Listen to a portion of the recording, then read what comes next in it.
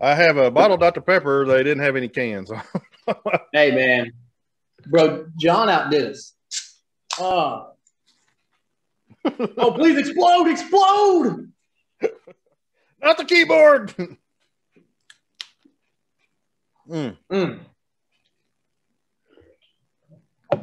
My. This show is not sponsored by Dr. Pepper, but it could be. But it should be. All right, man. So we got this bracket thing. It's a big month, you know. New No Show Prep is going to crown this comedian champion. I guess we won't actually crown him this month, though. It's going to take us a couple weeks to get through 4 rounds. We got 4 rounds to go. My math's not too good. 16, 8, 4, 2, champion. By the way, Ted, did you want to introduce our guest real quick? So, yeah, we'll play some clips here. They sent us in. We got the 2 guest judges. They're going to be with us this week. Hello. I am John Biggs, and I will be a guest judge for this here comedy bracket. I'm a writer, and I have known Ted and Jason for about 20 years because we are old as hell, and I am not wearing pants. Let's see, my comedy credentials are I watch a lot of stand-up, and I listen to a lot of podcasts where comedians interview other comedians, and they just talk about stand-up, and I just think it's neat. And anyway, I shall be judging.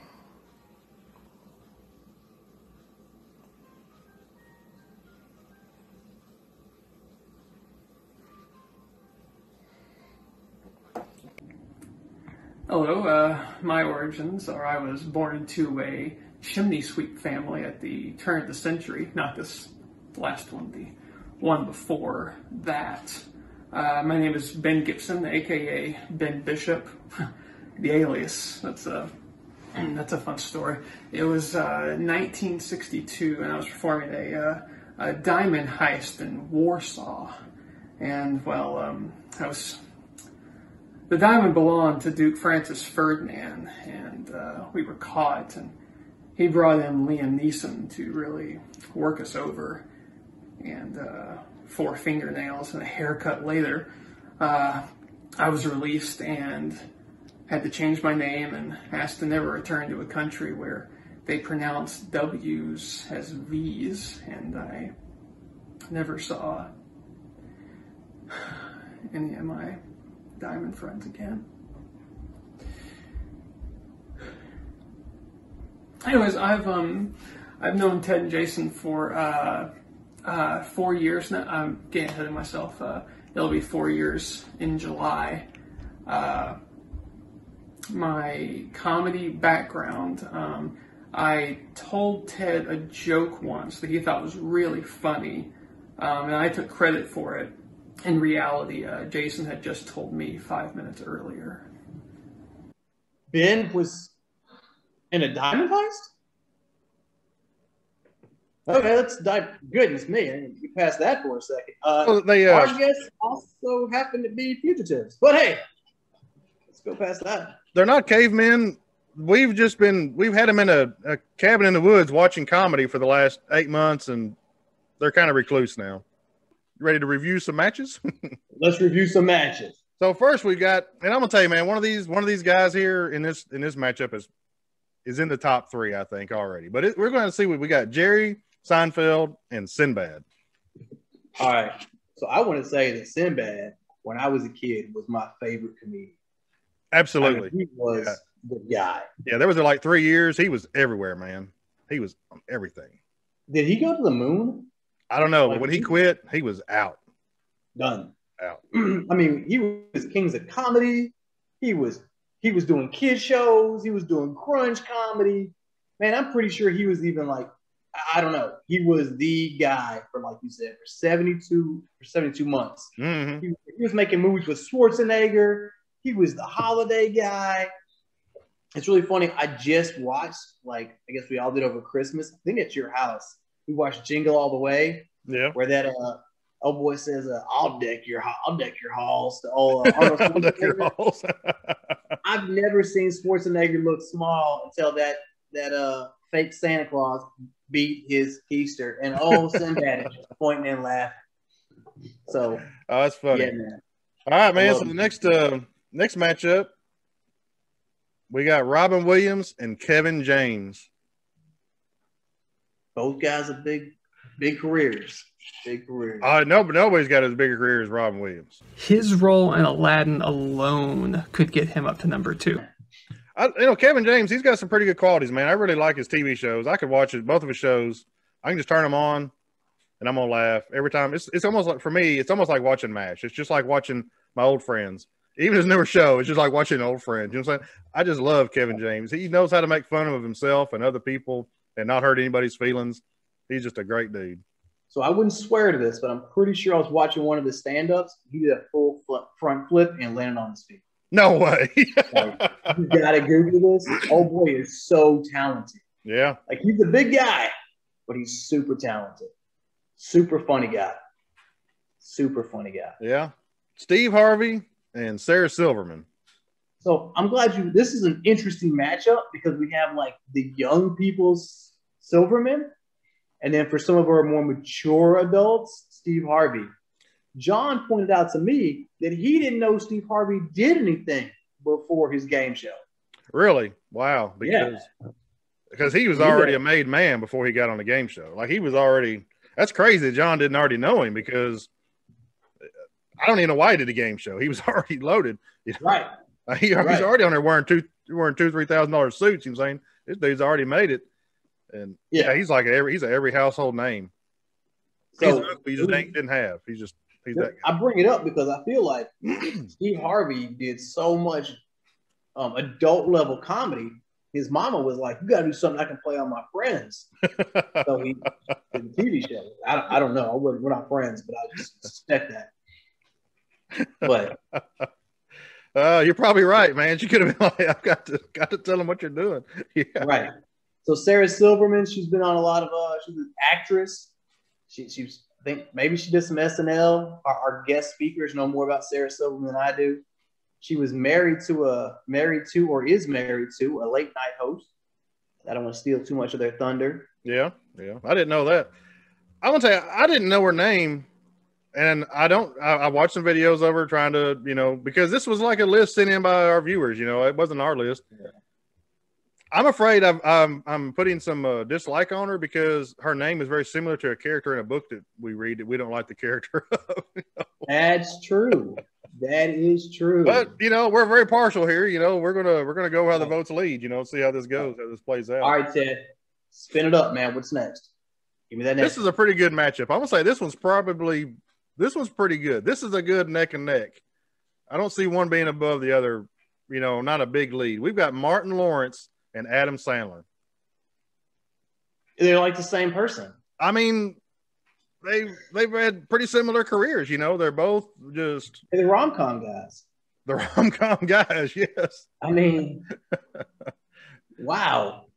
The difference is Adam Sandler is normally like the lovable doofus, and Martin Lawrence is usually carrying a piece, but they're doing the same jokes.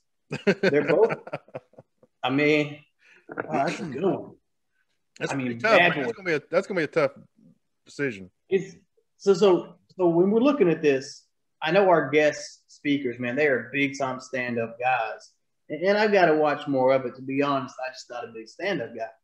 But when I think of Martin Lawrence, of course I think the show Martin, but then I think Bad Boys and Bad Boys 2, him and Will Smith just gangstering it out. And then his daughter is about to go on their first date. And Martin Lawrence and Will Smith brace old boy at the door, just harassing him. Old boy's about to cry. Like, oh, what a great moment in cinema. Yep. But not to minimize Adam Sandler. I mean, 50 First Dates, and I believe he was the guy from Mr. Deeds. And when he gets his foot smashed with that poker, oh my gravy, it's just laughter, gut splitting, no noise coming out, maybe a little spittle. Straight laughter. Oh man, he was the comedian in my late teens, early 20s. He was everywhere. He wasn't even in movies until probably I was in my 20s. We knew him from stand up. He was on. We had every album he had out. Yeah, that crazy Christmas song. Hanukkah. Yeah, the Hanukkah song. Yeah. Yeah, they still play it on the radio every year at Christmas time. Yeah. All right, next up, man. This is old versus young. This is like old school versus new school in this one. Richard Pryor and Chris Rock. Ouch. Goodness me, it's like the 80s versus the 90s. Maybe 75, maybe 70. Could be some 70s versus 90s. Yeah. Yeah. Coming to America just came out, revitalized them up. America 2. Neither one of them are in that, dude. That's true, but Coming to America 1 is all about Richard Pryor.